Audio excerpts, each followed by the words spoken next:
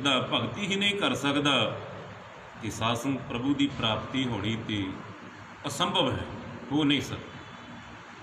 तो विद्या पढ़न की मनाही, सुन की मनाही, जे कोई गलती करता है तो साध संगत की घोर अत्याचार किया, तो साध संगत की परजा अंधी ज्ञान बिन कूड़ कसत मुखों अलाई, राडे पाप कमामदी।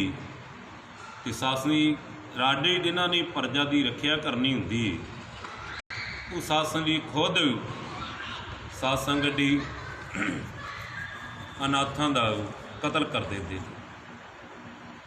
इसलिए साध संगत की ऐसी समय के अंदर सहब सतगुरु दास महाराज पर परमेश्वर की प्राप्त रबी रूह, जिन्होंने सहब सतगुरु अर्जन देव जी बचन करते हैं, रविदास ते आई प्रभ अनूप, गुर नानक देव गोबिंद रूप। जिन्हों ने परमपिता परमेश्वर परमात्मा की प्रेमा भगती की, देवत्या के देवता पार ब्रह्म परमेश्वर गोबिंद का रूप हो के इस धरती पर प्रगट हुए ने। गज की आखो सतनाम। इस आसनी जगत जलंधर में उतारते सहब सतगुरु दास महाराज उत्तर प्रदेश की धरती बनारस कांची तो होंदे हुए सासनी मध्य प्रदेश, महाराष्ट्र ते साध संगत की झारखंड तो पटना शहर होंदे हुए सहब सतगुरु दास महाराज जिथे पंजाब की धरती श्री चरण चूंगा अमृत कुंड सचखंड जिथे अड अमृत धारा गंगा प्रगट है। उस तो उपरंत धीरा श्री गुरुदास मंदिर संतवा हिरदारी चक हकीम डंडे पिंड अमृतसर अनेकों स्थानों तो तारते हुए साध संगत जी बनार की धरती ते साध संगत जी जो सतगुरु परमेश्वर की रहमत प्राप्त करते हुए दुनिया को जगाउण लई साध संगत जी प्रगट करने लई प्रभु परमेश्वर को संख बजाते हैं। इस समय के साध संगत परंपरावादी ब्राह्मणों ने विरोध किया है। राजा नागरमल की कचहरी के अंदर पंडितों के गोले दुबते हैं, सतगुरां की पथरी तरदी, तो पातशाह को शहर की परिक्रमा करके साध संगत छत्र झुलाए जाते हैं, जिसनूं पातशाह कहते हैं पातशाही भगत जनां को दित्ते हैं, सिर छत सच्चा हर आप बनाई। तो साध संगत जिंदगी का अमोल समा सतगुरां के हिरदे विचों समय समय अनुसार बाणी 40 शब्द सलोक होर अगंमी बाणी व्यत बाणी सतगुर के सिरदे तो प्रगट होंदी है। तो अज साध संगत जी सतगुरु जगत जलंधर में उतारते हुए जदों करीब उम्र 145 साल की लगभग है, तो सतगुरु साध संगत जी विराजमान ने। साध संगत जी तो अज सतगुरु के चरणों के अंदर राणा झाली जी सतगुरु के चरणों में हाजिर होकर के सतगुरु के चरणों में अमृत की दात प्राप्त कर लेंदी है। कि सारे राज घराणे वालों जो सतगुर की उपमा भगत भगत जग वड्डिया, चौं चक्कां बिड़ चमरेटा, पाणा गंढी राह बिकुला धर्म टटोर समेटा, चौं वरना उपदेश दा। संगतां तो राजे महाराजियां की जो संगत सतगुरु दास महाराज चरणों में हुई है, तो उन्होंने साखी सासनी उन्होंने महिमा सतगुरु दास महाराज की महिमा की, तो सब झाली तक भी पहुँची। तो झाली सतगुर के चरणों में आकर के सीधे साध संगत की अनेकों पदार्थ साध संगत ही लिया करके सतगुरु चरणों में भेटा करके सतगुरु के हिरदे की बेनती करते हुए साध संगत सतगुरु के चरणों में नाम की दात अमृत दात प्राप्त करती है। तो साध संगत जी जो समय की परंपरावादी ब्राह्मण पता लगता है, वो जाके राजे महाराजा संग्राम सिंह जो साध झाले बाई का पति है, वो कोल जाके साध संगत जी वध घट गल्लां करके जिन्होंने कहते हैं लुच्ची ला देंगे। तो साध संगत जी राजे कन्ना दे कच्चा होया करते हैं। तो साध संगत जी जो शूदर नूं प्रभु परमेश्वर के नाम जपण की मनाही है, तो नाम दान की कितों मनाही, कितों आग्या हो सकती है। तो साध संगत जी जो राजे नूं पता लग्या है, तो राजा जिहड़ा है गुस्से के अंदर दिखता है, तो राणी नूं पुछां जो जाता है, राणी अपने आसन की सतगुर के शब्द के अंदर लीन होती है। तो जो शब्द तो तुरंत नमस्कार करके उठती है, तो राजा कुछ शांति नाल वचन करता। तो राजा आखदा तू सानू साडा नक वड्डिया है, समाज में साडी हानि हुई है, साडे गुरु ती ब्राह्मण ने, राजगुरु ने, पुरोहित गुरु ने, कुल गुरु ने, पर तुसीं शूदर च मारनो गुरु धारिया है। ये झालां वाली साध संगत जी आखदी मेरा गुरु सच्चा है, तो मेरा नाम भी सच्चा है, शब्द भी सच्चा है। इसलिए जे तुहानूं कोई शंका है तो तुसीं प्रगट करके देख लेना। कि साध संगत जी उसे ही साध संगत जी प्रगट करने वास्ते चित्तौड़गढ़ की धरती के उत्ते एक जग रखा जाता है, जिस दे उत्ते विच राजगुरु पुरोहित ब्रह्म गुरु बुलाए जाते हैं, ब्राह्मणी बुलाए जाते हैं, सतगुਰਾਂ ਨੂੰ भी सदा दिता जाता है कि सतगुरु आउण तो ना करते हैं। पर झाला मैं बेनती करदी पातशाह अज कृपा करो दासी की लाज रखो। कि सतगुरु पुजते हैं कि शासनिक परंपरावादी विरोध करते हैं कि सतगुरु दास महाराज के वचन ने सर्व एक अनेक स्वामी सब घट भोगवै सोई कहर उदास हाथ पै नेड़े सहजे होई सोई। वो परमपिता परमेश्वर की सहज अवस्था आप ही बख्श दिंदा ही। अंदर प्रेम होना चाहिए। जिन्होंने पाठक ने आपन बापै नाही किसी को भावन को राजा। परमपिता परमेश्वर किसी के प्यो का बै खरीद नहीं। वो तो प्रेम का भुखा है जिहड़ा उन्होंने प्रेम भगती करता है वो ते मेहरबान होता है, उन्होंने ही नदरी नदर निहाल कर दिता। कि सतगुरु दास महाराज जग में पहुँचते हैं तो परंपरावादी फिर विरोध करते हैं कि असीं शूदर नाल बैठ के प्रसाद नहीं पाउणा। तो शासन सतगुरु दास महाराज दूसरे पासे आसन लग जाता है। तो जदों राजगुरु पुरोहित पंडित प्रसाद छकण लगते हैं कि शासनी तेरे रूप अनेका गुण बेअंत कह न जाई तेरे गुण केते। अनक रूप खिनमै कुदरत धारदा परमेश्वर की ऐसी रहमत हुई। इसनूं पातशाह कहते नहीं दार दीख सब को असी ऐसी दशा हमारी आठ दस करत ले सब कृपा तुम्हारी। 18 सिद्धियाँ खजाने प्राप्त ने। तो परमेश्वर ने ऐसी खेड वरताई। एक दिन एक पंडितां दे नाल बैठे राजगुरुओं के नाल बैठे सतगुरु दास महाराज प्रसाद ग्रहण करते। तो साध संगत जो तकिया एक दूजे को पुछते हैं इधर कौनी इधर कौनी रौला पै गया। कि पातशाह कहते हैं हैन बिरली नाही घनी फैल फकड़ संसार। बिरली होया करदी उन्होंने बिच भी बिरले सासी जिन्होंने पता सी परम पिता परमेश्वर है कि साधु के रूप अंदर किते किते प्रगट भी हो जाता। जदों कृपा होती है तो अज सासन जी उस सियाणे महापुरुषों ने आख्या है सासन जी अपनी हौमे नूं त्याग के अज समय नूं विचार लेना ही चंगी गल ही। अज इउं जापदा है जिवें खुद खुदा परमेश्वर सतगुरु रविदास जी के अंदर रूप अंदर प्रगट होया। तो सारे सस शांत हो जाते हैं कि सतगुरु दास महाराज जी को बेनती करते हैं पातशाह कृपा करो आप सानू आशीर्वाद दे के आप विच बैठ के प्रसादा छकिया जाता है। कि साध संगत जी उस तो उपरंत भी साध संगत जी बेनती की जाती पातशाह जी अज तुसीं आप हाजिर हो तो कृपा करो अज सत्संग द्वारा निहाल करो। साध संगत जी उस समय के सह सतगुरु दास महाराज हिरदे तो बोल प्रगट होंदे ने। ब्रह्म गुरु परंपरावादी हिरदे की कठोर हौमे दे रत्ते हुए कुछ साध संगत जी में अज भी अकल की अंधी तो बहुत ने। कि साध संगत जी सारे बिच बैठे जिन्होंने पातशाह कहते हौमै नामै नाल विरोध है दो ही ना वसाए कठाए हौमे दे रत्ते हुए बिचे बैठे ने। कि साध संगत जी सतगुरु के हिरदे विचों बाणी के बोल प्रगट हुए ने। पातशाह वचन करते ने नागर जन्ना मेरी जात विख्यात चमारंग। ये संसार नगर दी वासी नागर जनों ब्राह्मण जनों मेरी अखौती जात प्रसिद्ध है मशहूर है चमार। वर्ण शूद्र है जात चमार। नागर जना मेरी जात विख्यात चमारंग हृदय राम गोबिंद गुण सारंग।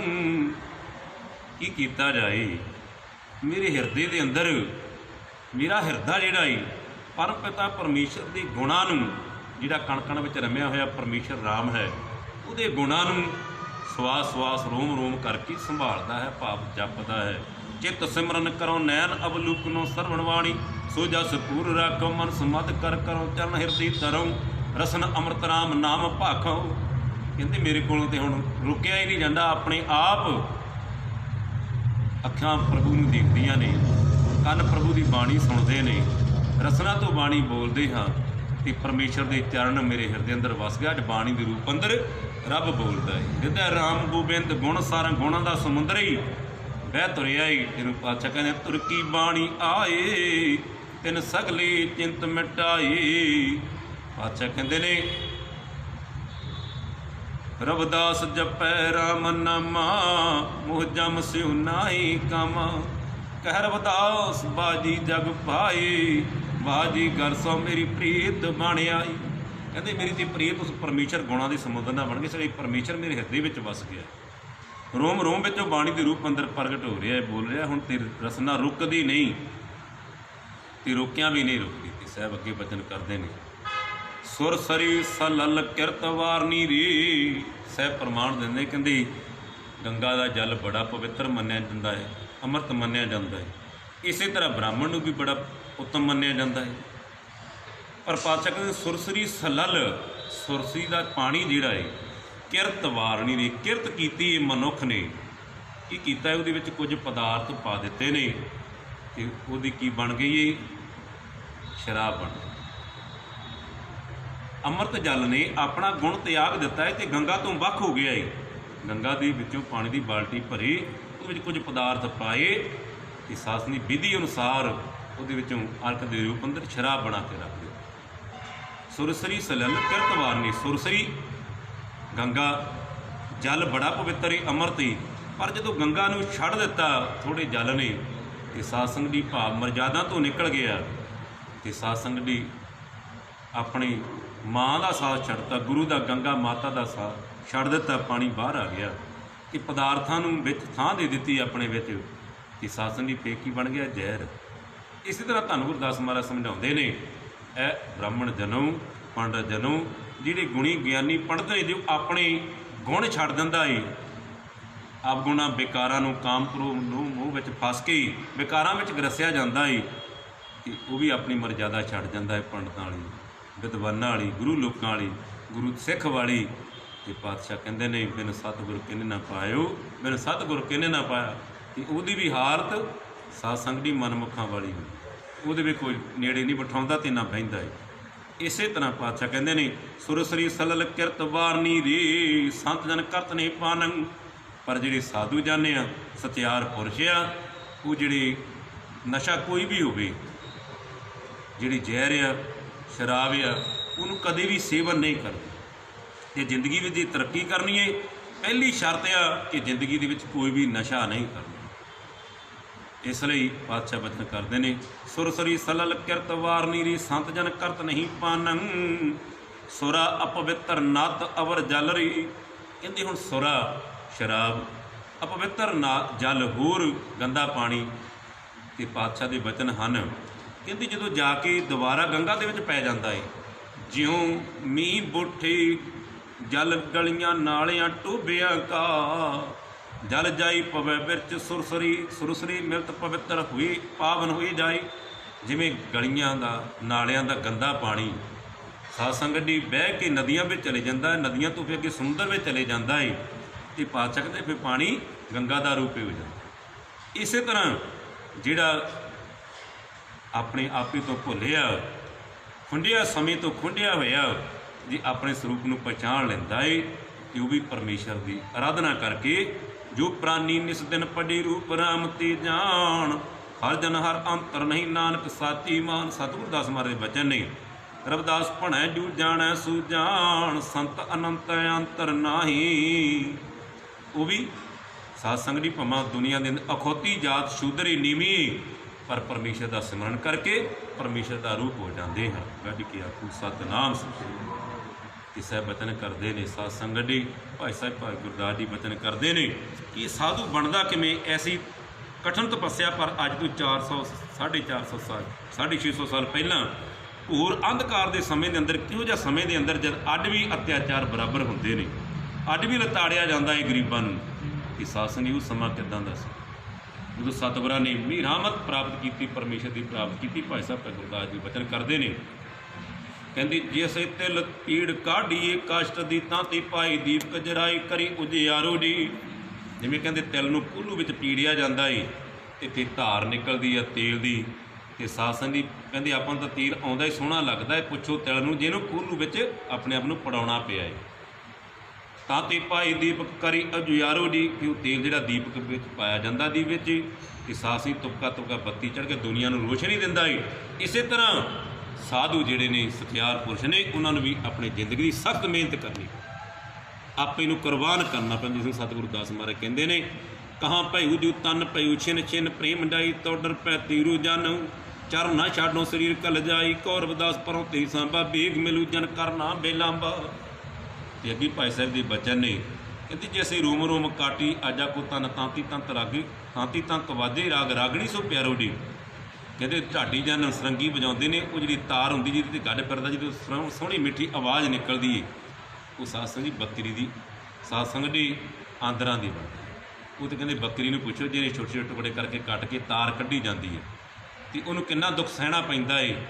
ਸੁਣਨ ਵਾਲਿਆਂ 'ਤੇ ਢਾਡੀ ਵਿੱਚੋਂ ਸਰੰਗੀ ਵਿੱਚੋਂ ਧੁਨ ਨਿਕਲਦੀ, ਆਵਾਜ਼ ਨਿਕਲਦੀ ਸੋਹਣੀ ਲੱਗਦੀ। ਤੇ ਦੁਨੀਆ ਦੇ ਸੰਤ ਸਾਧ ਸੰਗਤ ਦੀ ਦੁਨੀਆ ਤੇ ਮਿਹਰਾਂ ਕਰਦਾ ਸੋਹਣਾ ਲੱਗਦਾ ਏ, ਪਰ ਉਹ ਵਸਤਾ ਤੇ ਉਹੀ ਹੋ ਜਾਣਦਾ ਏ। ਤੇ ਅੱਗੇ ਭਾਈ ਸਾਹਿਬ ਬਚਨ ਕਰਦੇ ਨੇ, ਜੈਸੇ ਉਟਾਈ ਦਰਪਣ ਕੀਦੀ ਲੂਸਤੇ ਤਾਂ ਤੇ ਕਰ ਗਿਆ ਮੁਖ ਦੇਖ ਸੰਸਾਰੋ ਦੇਵ। ਸਾਰੀ ਦੁਨੀਆ ਕਹਿੰਦੀ ਸ਼ੀਸ਼ੇ ਦੇ ਵਿੱਚ ਮੁੱਖ ਦੇਖਦੀ ਏ, ਪਰ ਸ਼ੀਸ਼ੇ ਨੂੰ ਕਹਿੰਦੇ ਮੁਖੜਾ ਦਿਖਾਉਣ ਵਾਲਾ ਬਣਨ ਵਾਸਤੇ 500 ਡਿਗਰੀ 'ਤੇ ਉਬਲਣਾ ਪੈਂਦਾ ਏ। ਕੋਲ ਕੰਧਾ ਬੰਦਾ ਪਿਘਲਣ ਲੱਗ ਜਾਂਦਾ ਏ। ਤੇ ਪਾਤਸ਼ਾਹ ਕਹਿੰਦੇ ਜੇ ਮੁੱਖ ਦਿਖਾਉਣ ਲਈ ਸ਼ੀਸ਼ੇ ਨੂੰ 500 ਡਿਗਰੀ 'ਤੇ ਉਬਲਣਾ ਪੈਂਦਾ ਏ, ਇਸ ਤਰ੍ਹਾਂ ਸਾਧੂ ਨੂੰ ਵੀ ਸਚਿਆਰ ਪੁਰਸ਼ਾਂ ਨੂੰ ਵੀ ਕਠਿਨ ਤਪੱਸਿਆ ਕਰਨੀ। ਤੈਸੀ ਦੁਖ ਭੂਗ ਸਾਧ ਸਾਧਨਾ ਤੇ ਸਾਧ ਪੈ ਆਹੀਂ ਤੇ ਕਰਤ ਸਗਲ ਜਗਤ ਨਿਸਤਾਰੋ ਜੀ। ਕਹਿੰਦੇ ਐਸੇ ਹੀ ਦੁਖ ਭੋਗ ਸਾਧ ਸਾਧਨਾ ਤੇ ਸਾਧ ਪਏ ਤਾਂ ਤੇ ਜਗਤ ਕਰ ਨਿਸਤਾਰੋ ਜੀ। ਕਹਿੰਦੇ ਫਿਰ ਜਗ ਦਾ ਨਿਸਤਾਰਾ ਕਰਦੇ ਆ ਤੇ ਐਵੇਂ ਹੀ ਦੁਨੀਆ ਨਮਸਕਾਰਾਂ ਕਰਦੀ ਗਾਡੀ ਕੀ ਆਖੂ ਸਤਨਾਮ।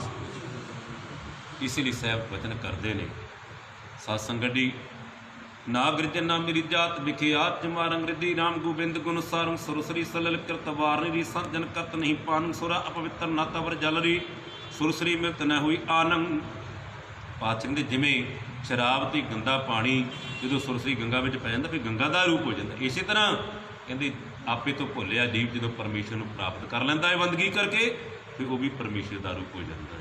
ਗੱਜ ਕੇ ਆਖੂ ਸਤਨਾਮ। ਤੇ ਸਾਹਿਬ ਅੱਗੇ ਪ੍ਰਮਾਣ ਦਿੰਦੇ ਨੇ, ਕਹਿੰਦੇ ਤੜ ਤਾੜ ਅਪਵਿੱਤਰ ਕਰ ਮਾਨੀ ਰੀਜੈ ਸੀ ਕਾਗਰਾ ਕਰਤੀ ਵਿਚਾਰਨ। ਕਹਿੰਦੇ ਪੰਡਤ ਜੀ ਹੁਣ ਧਿਆਨ ਕਰੋ, ਕਹਿੰਦੇ ਸਾਨੂੰ ਤੇ ਸ਼ਹਿਰਾਂ ਵਿੱਚ ਰਹਿਣ ਦਾ ਆਗਿਆ ਨਹੀਂ, ਸਾਨੂੰ ਤੇ ਬਾਹਰ ਜੰਗਲਾਂ ਵਿੱਚ ਰਹਿਣਾ ਪੈਂਦਾ ਏ। ਪਰ ਜੰਗਲਾਂ ਵਿੱਚ ਇੱਕ ਦਰਖਤ ਹੁੰਦਾ ਤਾੜੀ ਦਾ, ਉਹਦੇ ਵਾਸਤੇ ਕੁਰਾਨ ਵਿੱਚ ਲਿਖਿਆ ਕਹਿੰਦੇ ਮੂੰਹ ਤੋਂ ਉਹਦਾ ਨਾਮ ਬੋਲਣਾ ਨਹੀਂ। ਜੇ ਤੁਰਿਆ ਜਾਂਦੇ ਸਾਹਮਣੇ ਆ ਜਾਏ ਤਾਂ ਅੱਖਾਂ ਬੰਦ ਕਰ ਲਓ, ਦੇਖਣਾ ਨਹੀਂ। ਜੇ ਕੋਈ ਬੋਲ ਦੇਵੇ ਤਾਂ ਕਹਿੰਦੇ ਉਹਨਾਂ ਕੰਨਾਂ 'ਚ ਉਂਗਲੀਆਂ ਦੇ ਲਓ, ਸੁਣਨਾ ਨਹੀਂ। ਤੇ ਤਾੜੀ ਦਾ ਦਰਖਤ ਕਹਿੰਦੇ ਕਿਉਂ ਇੰਨਾ ਭੈੜਾ ਏ? ਕਿਉਂਕਿ ਉਹਦੇ ਵਿੱਚੋਂ ਸ਼ਰਾਬ ਨਿਕਲਦੀ ਆ। ਅੱਜ ਵੀ ਲੋਕ ਛੋਟੇ ਛੋਟੇ ਕੁੱਜੇ ਬੰਨ੍ਹਦੇ ਆ ਅਤੇ ਆਪਾਂ ਦੇਖਦੇ ਪੀਂਦੇ ਆ, ਲੋਕ ਪੀਂਦੇ। ਤੇ ਸਾਹਿਬ ਪਾਤਸ਼ਾਹ ਕਹਿੰਦੇ ਨੇ ਕਿ ਤਾੜੀ ਦਾ ਦਰਖਤ ਅਪਵਿੱਤਰ ਆ, ਉਹਦੀ ਪੱਤੀ ਵੀ ਅਪਵਿੱਤਰ ਆ। ਵੀ ਸਾਹ ਇਹ ਸ਼ੂਦਰ ਆ, ਜਿਹਨੂੰ ਪ੍ਰਭੂ ਬੰਦਗੀ ਦਾ ਸਿਮਰਨ ਕਰਨ ਦਾ ਵਿਦਿਆ ਪੜ੍ਹਨ ਦਾ ਅਧਿਕਾਰ ਹੀ ਨਹੀਂ, ਇਹ ਵੀ ਅਪਵਿੱਤਰ ਆ। ਕਿ ਸਤਿਗੁਰੂ ਦਾਸ ਨੇ ਕੀ ਕੀਤਾ ਹੈ ਜੰਗਲ ਦੇ ਵਿੱਚ ਹੀ ਸਾਸੇ ਤਾੜੀ ਦੇ ਦੇ ਪੱਤਿਆਂ ਦੇ ਉੱਤੇ ਗੁਰਮੁਖੀ ਗੁਰੂ ਦੇ ਬਚਨ, ਗੁਰੂ ਦੀ ਬਾਣੀ ਸ਼ਬਦ ਜਿਹੜੇ ਆ ਗੁਰਮੁਖੀ ਅੱਖਰ ਲਿਖ ਲਿਖ ਕੇ ਦੁਨੀਆ ਨੂੰ ਪੜ੍ਹਾਉਣੇ ਸ਼ੁਰੂ ਕਰਦੇ। ਗੱਡ ਕੀ ਆਖੂ ਸਤਨਾਮ। ਪੜ੍ਹੀਏ ਗੁਣੀਆਂ ਨਾਮ ਸਭ ਸੁਣੀਏ ਅਨੁਭਵ ਭਾਵ ਨਾ ਦਰਸੈ ਲੋਹਾ ਕੰਚਨ ਹਿਰਨ ਹੈ ਪੈਸੇ ਜੋ ਪਾਰਸ ਨਾ ਪਰਸੈ।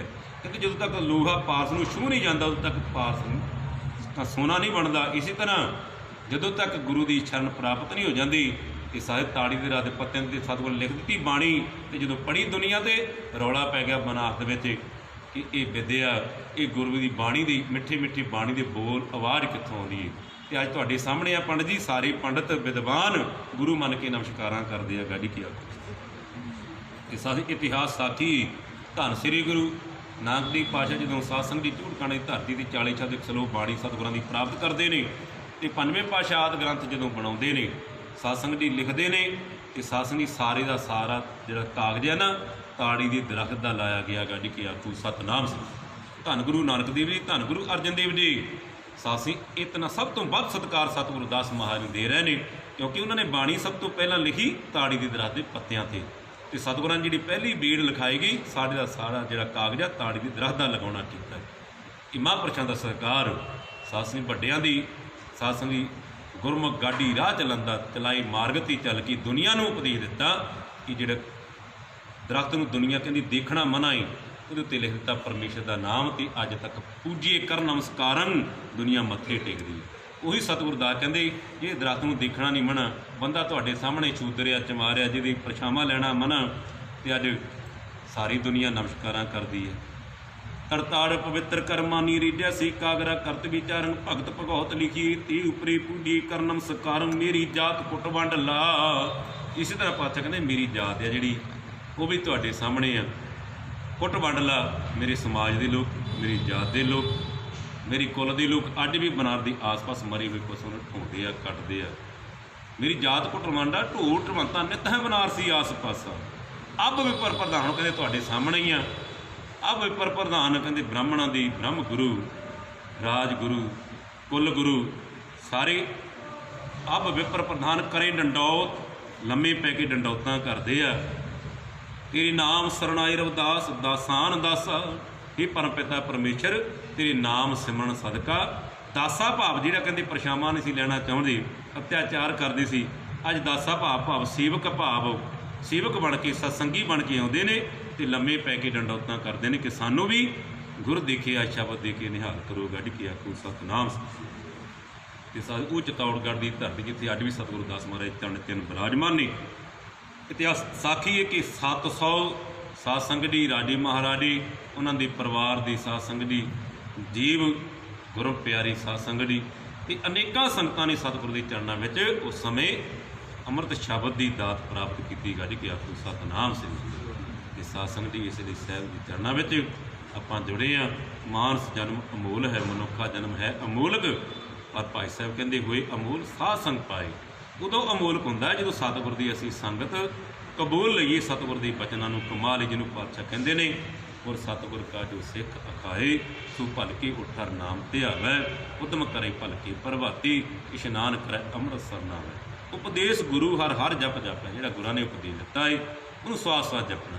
ਉਪਦੇਸ਼ ਗੁਰੂ ਹਰ ਹਰ ਜਪ ਜਾਪੈ, ਸਭ ਕਿਲਵੇਖ ਦੁਖ ਪਾਪ ਲੈ ਜਾਵੇ, ਸਾਰੇ ਵਿਕਾਰ ਨਾਸ ਹੋ ਜਾਂਦੇ ਨੇ।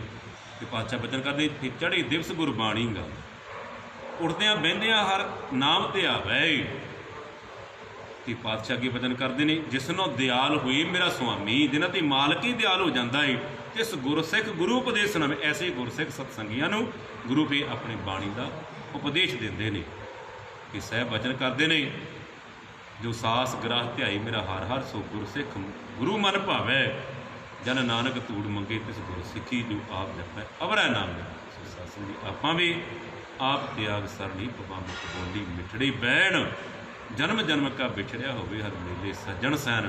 ਜਨਮਾਂ ਜਨਮਾਂ ਦੇ ਵਿਛੜਿਆਂ ਨੂੰ ਸਤਿਗੁਰ ਤੇ ਆਪ ਬਚਨ ਕਰਦੇ ਨੇ ਬਹੁਤ ਜਨਮ ਵਿਛੜੇ ਤੇ ਮਾਧੋ, ਇਹ ਜਨਮ ਤੁਮਾਰੀ ਲੇਖੀ ਕਹਿ ਰਵਿਦਾਸ ਆਸਲ ਗੁਰੂ ਚਿਰਪਿਓ ਦਰਸ਼ਨ ਦੇਖੀ। ਆਪਾਂ ਵੀ ਸਤਸੰਗ ਦੀ ਆਪਾ ਭਾਵ ਛੱਡ ਕਰਕੇ ਸਾਸੀ ਮੁਰਦਾ ਹੋਈ ਮੁਰੀਦ ਨਾ ਗੱਲੀ ਗੋਬਣਾ, ਤ੍ਰਿਗ ਸਿੱਖ ਜੋ ਗੁਰੂ ਨਾਨਕ ਵੇ ਗੁਰ ਲੱਗੀ ਨਾ ਚਰਣੀ, ਤ੍ਰਿਗ ਜੀਵਾ ਗੁਰ ਸ਼ਬਦ ਵੈਣ ਸੁਣ ਸੁਰਤ ਨਾ ਧਰਨੀ, ਬਿਨ ਸੀਵਾ ਤ੍ਰਿਗ ਹੱਥ ਪੈਰ ਹੋਰ ਨੇਪਲ ਕਰਨੀ, ਪੀਰ ਮੁਰੀਦਾਂ ਪਿਰਹੀ ਸੁਖ ਸਤਿਗੁਰ ਸਰਣੀ। ਸੁਖ ਸਤਿਗੁਰ ਸਰਣੀ, ਸੁਖ ਜਿਹੜਾ ਹੈ ਸੁੱਖਾਂ ਦੀ ਦਾਤ ਸਤਿਗੁਰ ਦੇ ਚਰਨਾਂ ਵਿੱਚ ਪ੍ਰਾਪਤ ਹੋਣੀ ਹੈ।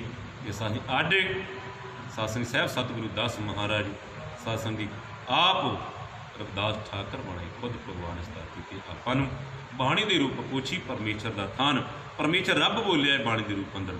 ਆਪਾਂ ਸਤਿਗੁਰ ਦੇ ਚਰਨਾਂ ਵਿੱਚ ਜੋੜ ਕਰਕੇ ਗੁਰੂ ਕਾ ਆਸ਼ੀਰਵਾਦ ਦੇ ਮਨੁੱਖਾ ਜੀਵਨ ਦੀਆਂ ਅਮੋਲਕ ਘੜੀਆਂ ਨੂੰ ਕੀਮਤੀ ਬਣਾਈਏ ਤੇ ਕਰੋਨਾ ਮਹਾਮਾਰੀ ਜੋ ਵਿਸ਼ਵ 'ਤੇ ਫੈਲੀਏ।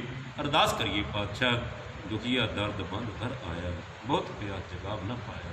ਕਹਿ ਰਵਿਦਾਸ ਸਰਨ ਪ੍ਰਭ ਤੇਰੀ, ਜਿਉਂ ਜਾਨੋ ਤਿਉਂ ਕਰ ਕਰ, ਜਲ ਜਲੰਦਾ ਰੱਖ ਲੈ ਆਪਣੀ ਕਿਰਪਾ ਕਾਰ, ਜਿੱਤ ਦੁਆਰੇ ਉਪਰੈ ਤਿੱਤੈ ਲਗ ਕਿਰਪਾ ਕਰ। ਸਤਿਗੁਰੂ ਜੀ ਘਰ ਸੁਖ ਵਸਿਆ ਬਾਹਰ ਸੁਖ ਪਾਇਆ, ਕਹੋ ਨਾ ਕਰ ਭਾਜੀ ਕਿਰਪਾ ਕਰੋ, ਇਸ ਸੰਸਾਰ 'ਤੇ ਸੁਖ ਸ਼ਾਂਤੀ ਬਖਸ਼ ਕਰੋ। ਤੇ ਸਹੀ ਪਰਿਵਾਰ ਜਿਹੜਾ ਹੈ ਵਿਸ਼ਵ ਸੰਸਾਰ ਹੈ ਬੇਗਾਮਪੁਰਾ ਸ਼ਹਿਰ ਪੂਨਾ, ਇਹ ਵਿਸ਼ਵ ਪਰਿਵਾਰ ਖਿੜਿਆ ਰਹੇ, ਫੁੱਲਾਂ ਦੀ ਤਰ੍ਹਾਂ ਮਹਿਕ ਦੇਵੇ, ਇਹੋ ਕਾਮਨਾ ਕਰਦੇ ਬੇਨਤੀ ਕਰਦੇ ਹਾਂ। ਉਹਨਾਂ ਭੁੱਲਾਂ ਲਿਖੇ ਮਾ। ਵਾਹਿਗੁਰੂ ਜੀ ਕਾ ਖਾਲਸਾ, ਵਾਹਿਗੁਰੂ ਜੀ ਕੀ ਫਤਿਹ।